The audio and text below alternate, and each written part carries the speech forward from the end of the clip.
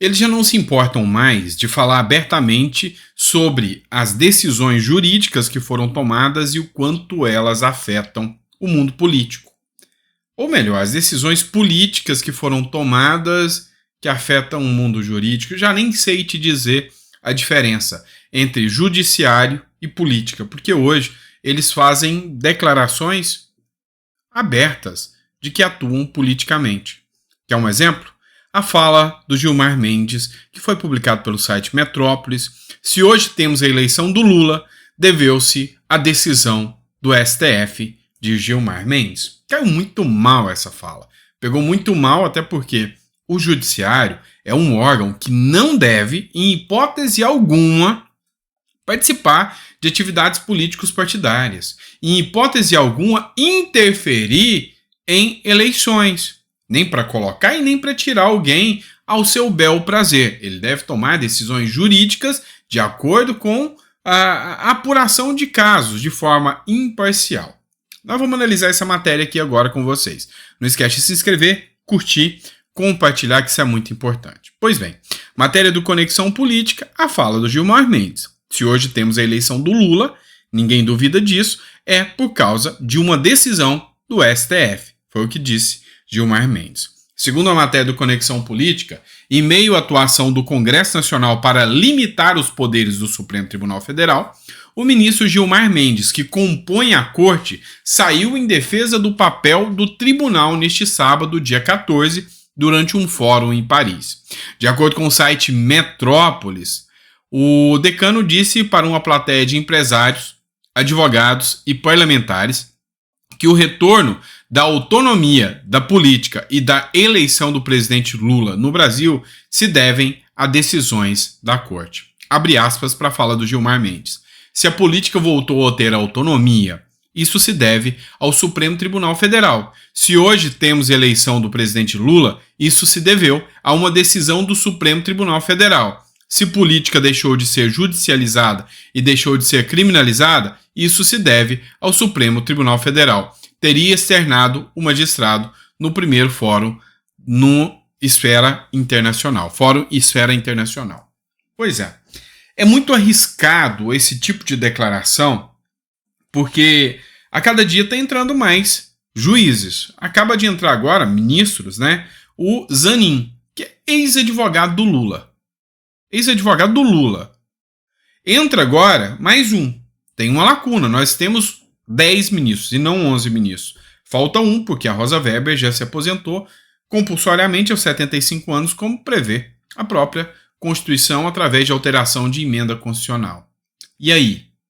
Vai colocar alguém? Estão pensando em colocar nada mais, nada menos do que Flávio Dino, o ministro comunista do governo Lula. E qual é a linha política dele? Não sei. É totalmente política, ou seja, é uma linha totalmente comunista. Entendeu? E quando ele entrar lá dentro?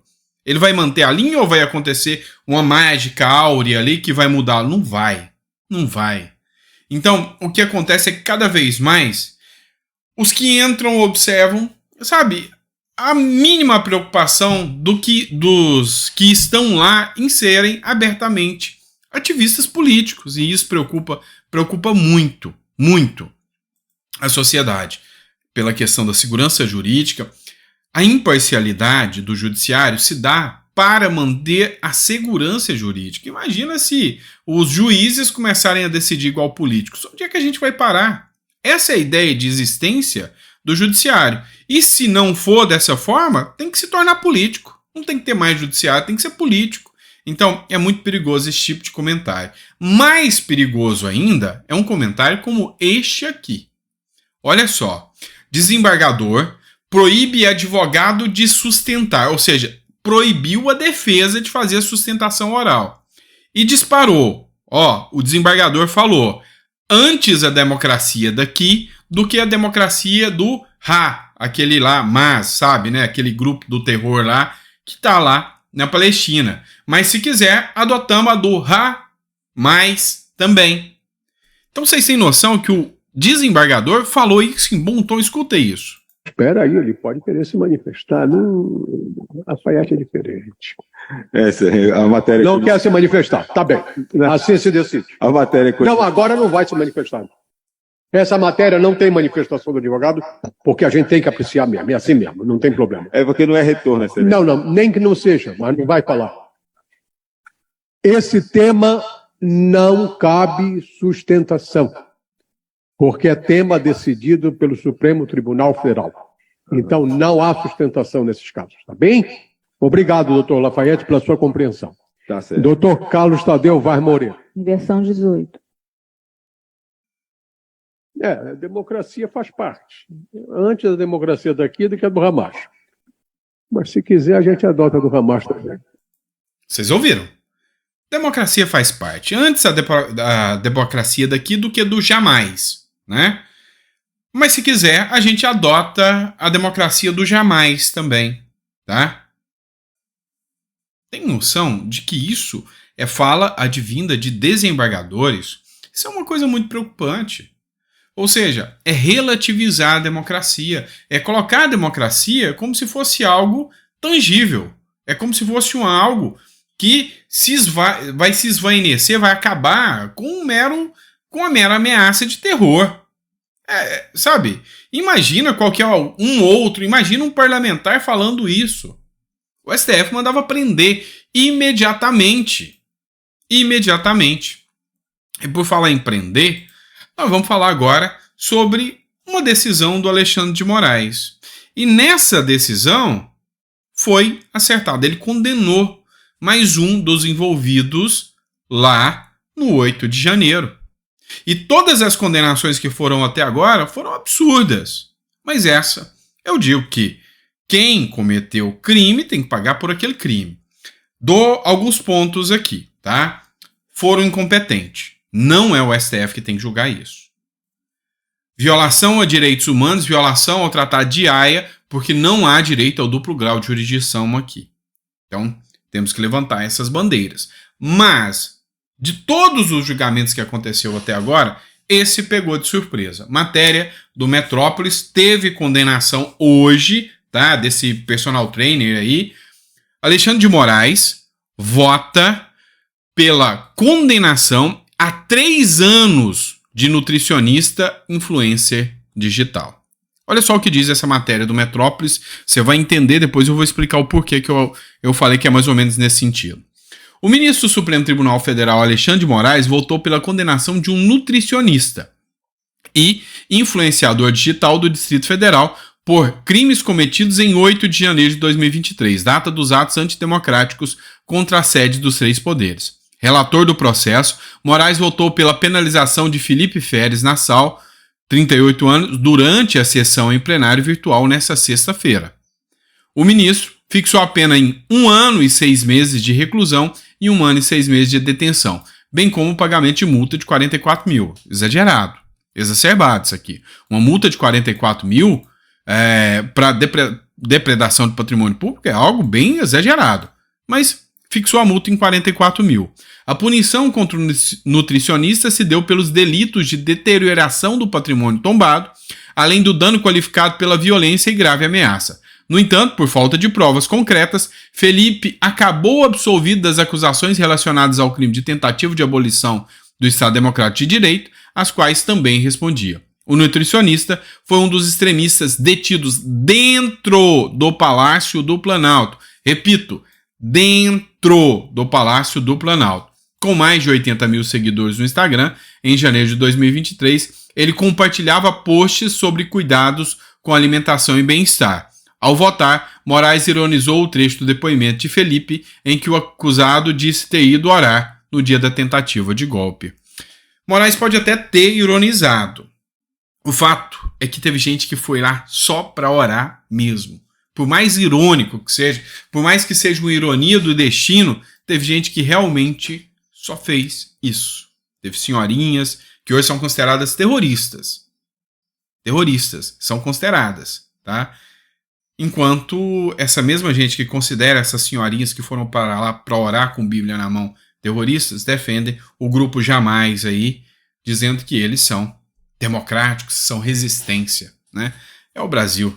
É o Brasil, fazer o quê? Coronel Meira Oficial colocou um comentário aqui sobre a nova pesquisa. Gazeta do Povo, desaprovação para o governo Lula aumenta em 5 meses com expectativa de piora. A rejeição subiu mais de 4% em apenas 5 meses. E aí o Coronel Meira, que é deputado federal, escreveu o seguinte: o novo levantamento do Instituto Paraná, pesquisa, deixou o governo Lula em pânico. A desaprovação do governo do presidente Luiz Inácio Lula da Silva teve um aumento de 4,3% em 5 meses, de acordo com o levantamento divulgado nesta sexta-feira. Ainda, segundo o levantamento, 31,3% dos entrevistados têm expectativa de piora na administração do presidente Lula. Estes dados são muito relevantes porque, em tese, o primeiro ano de mandato é onde a aprovação costuma ser o maior, o que indica que Lula e o PT serão página virada muito em breve. Está totalmente coerente aqui o deputado, porque realmente a gente vê que no primeiro ano de mandato entra com aquela euforia dos eleitores que colocaram e tende até um fluxo ali de aumento de popularidade e não decréscimo tão rápido como aconteceu com Lula.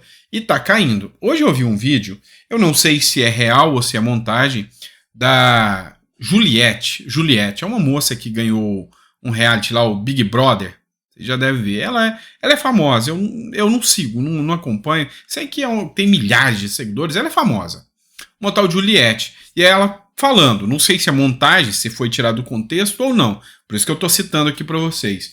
Ela falando: gente, olha o que está acontecendo na Amazônia. Não é porque eu apoiei que a gente não pode questionar. A gente tem que questionar. Na Amazônia o pessoal não está nem conseguindo respirar. Eu não sei se é um vídeo da época da pandemia ou se é um vídeo de agora, mas sei que deu a entender que era um questionamento sobre o atual governo. Se alguém tiver aí uma maior informação sobre esse vídeo, me informa. Eu pesquisei, mas não achei nada de checagem. Entrei nas redes sociais dela para ver se eu encontrava o vídeo, não localizei. É por isso que eu queria saber se esse vídeo é ou não atual. Se você tiver aí, você manda para mim, tá bom? Vamos lá, olha só isso aqui. Após críticas ao STF e Lula, jornalista é demitido da EBC, que é vinculada ao governo. A empresa brasileira de comunicações, estatal do governo, demitiu na última semana o jornalista Luiz Carlos Braga, que ocupava o cargo de editor-chefe e apresentador da TV Brasil, após declarações críticas a Luiz Inácio Lula da Silva e de apoio a Jair Bolsonaro em 2022 virem à tona recentemente. Braga afirmou a um podcast que ele participou em novembro do ano passado que Bolsonaro tinha muita boa intenção e que assustou por Lula ter virado presidente, mesmo tendo sido condenado pela justiça e depois de ter a pena anulada. E depois que descobriram que ele tinha feito esse podcast, o que aconteceu? Pé na bumbum, pé na rua, e aí é a democracia de hoje. Se você não falar bem do governo, você tá fora, você tá na mira. Essa é a realidade de hoje, quer você queira, quer não queira, tá bom? Grande abraço, pessoal, fiquem com Deus, obrigado por ter ficado até o final do vídeo, se ficou, coloca, fiquei até o final, e a gente volta com mais conteúdo para vocês daqui a pouquinho. Grande abraço.